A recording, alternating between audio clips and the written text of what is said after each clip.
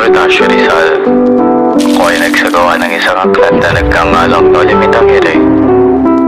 Tungkol ito sa ating pagiging magpipiliyo.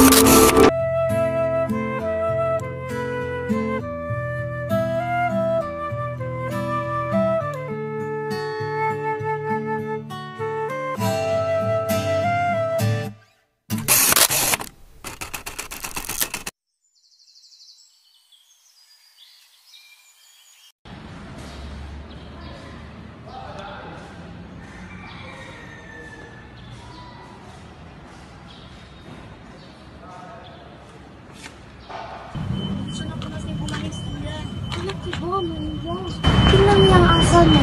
Sa simbahan pa naman tayo. Huwag mo nang ulitin yan, ha? Pasensya na po, Tia. Gusto ko na po kasi makita si Ibarra.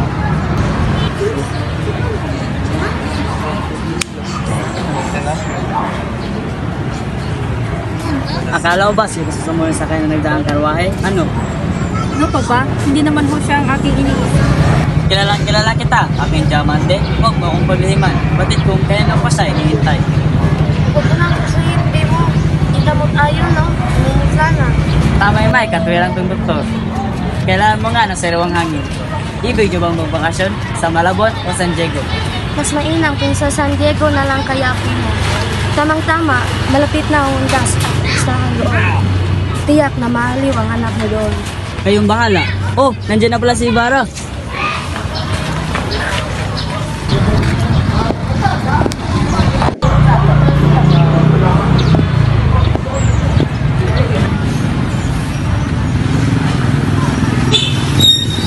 Ano ka ba, Maria?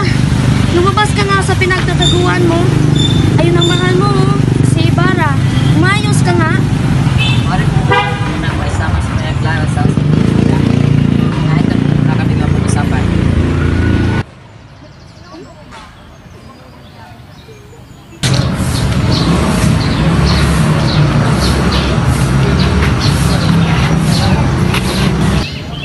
Di pa rin kumukuha sa inyong ganda, Maria Clara.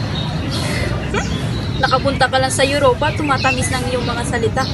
So, marahil ay maraming mga magagandang babae na nahuhulog sa iyong mga matatamis na salita. Alam mo bang ako ay isang mapalad na kaya lang Mapalad? Bakit? Dahil sa iyong mga babae. dahil pinapasya ng aking magulang na ikakasala ko sa pinakamagandang babae na nakilala ko. Sus, nambola ka pa. Labis akong namumilya, Maria Clara. Higit akong nangungulila sa iyo kaysa sa kanya. Naalala mo pa ba to? Oo naman. Yan yung binigay ko nung naglalaro tayo. Nilagay ko yata yan sa sombrero mo.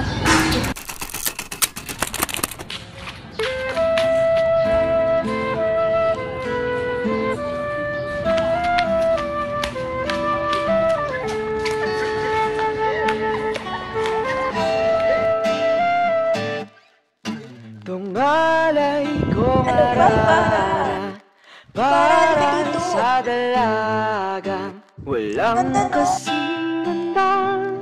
Amoy rosas ang nalimuyak kung nanaisin man. Tawarin mo po at kayo magpapaalam na. Kailangan ko ng pumunta sa San Diego dahil araw ng namatay. Hanggang sa muli, mahal ko.